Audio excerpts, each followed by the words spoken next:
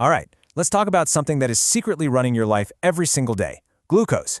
Now, it's the fuel that powers literally everything you do, but getting it wrong can be the difference between feeling amazing and, well, feeling like you've been hit by a truck. You know exactly what I'm talking about, right?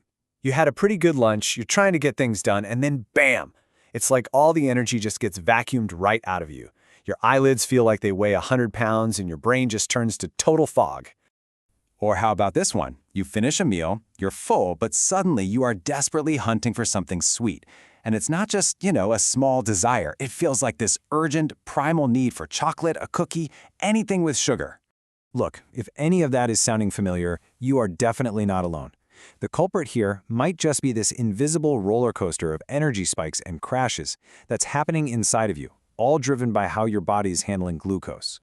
So, let's get right to the heart of it.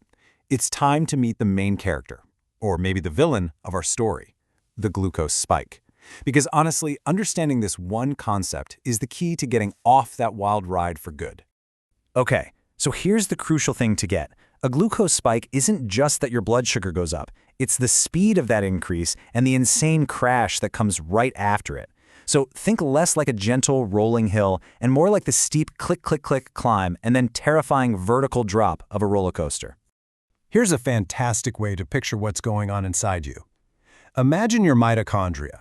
Those are the tiny little power plants inside your cells. Imagine they're like a hardworking grandfather, okay? And he's diligently shoveling coal into a train's furnace, just keeping that engine running at a nice, steady, efficient pace. Now, a glucose spike? That's like someone backing up a dump truck and dropping a mountain of coal all at once. The poor grandfather's totally overwhelmed. The furnace sputters, it starts spewing out all this damaging smoke, and you can think of that smoke as free radicals that cause a ton of stress in your body. And then the trans engine just stalls. That's your energy crash. So besides that immediate energy crash, you might be asking, what's the big deal? Well, it turns out this constant cycle of spiking and crashing does a lot more damage than just making us feel a little sleepy in the afternoon. Now, this is going to sound shocking, but it's 100% scientifically accurate. Every single time you have a big glucose spike, you speed up a process called glycation.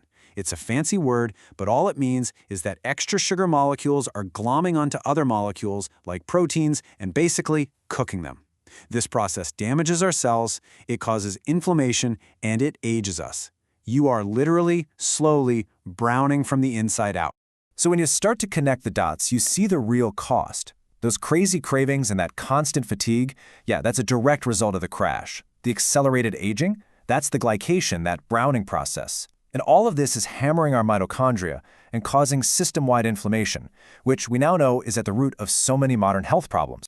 Okay, that was a lot of bad news, but here's the really good news. We can absolutely do something about this. And it doesn't mean you have to go on some radical, crazy diet. All we need are a few simple but super powerful hacks to flatten those glucose curves. I absolutely love this phrase. Think of carbs like pasta or bread or even fruit as being naked. When you eat them all by themselves, the sugar just floods into your system incredibly fast. But clothing them with fiber, protein, or fat slows that whole process down dramatically. And this idea is more important today than ever before. I mean, just look at the difference here. Ancestral fruits were way smaller and packed with fiber. The fruit we eat today has been bred for maximum sweetness, which means it has a lot less of that protective fiber clothing. And that's exactly why pairing an apple with some almond butter or eating your bread after a salad can make such a gigantic difference. All right, this next one might sound a little strange, but I promise you it's one of the most effective hacks out there. Just a little bit of vinegar before a meal can significantly reduce the glucose spike from whatever you're about to eat. And it's so simple. All you do is take a tablespoon of any kind of vinegar, apple cider, white wine, seriously, whatever you have, and put it in a big glass of water before you eat. The acetic acid in the vinegar basically tells your muscles to start soaking up glucose more efficiently. It just flattens the curve. It's really that easy. Okay, on to our final hack. After you eat, your muscles are just hungry for energy. So, by using them, you can help them soak up all that excess glucose that's floating around in your bloodstream, which helps prevent a major spike. And listen, this does not mean you need to go hit the gym for some intense workout. We're talking about small movements, a quick 10-minute walk around the block, taking the stairs instead of the elevator, even just doing some calf raises or a few push-ups against your desk at the office. Just 10 to 20 minutes of light activity can have a remarkable impact. So you see, When you start putting these small changes together, it's not just about avoiding that afternoon slump.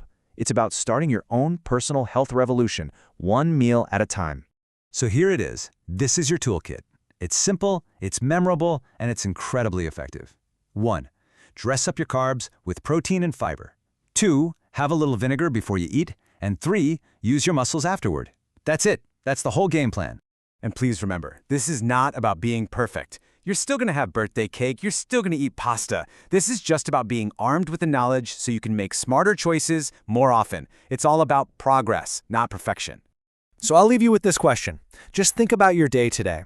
What's one meal, your breakfast, your lunch, maybe that afternoon snack, that you could give a little glucose-friendly upgrade using one of these hacks? Because that one small choice, that's how the revolution begins.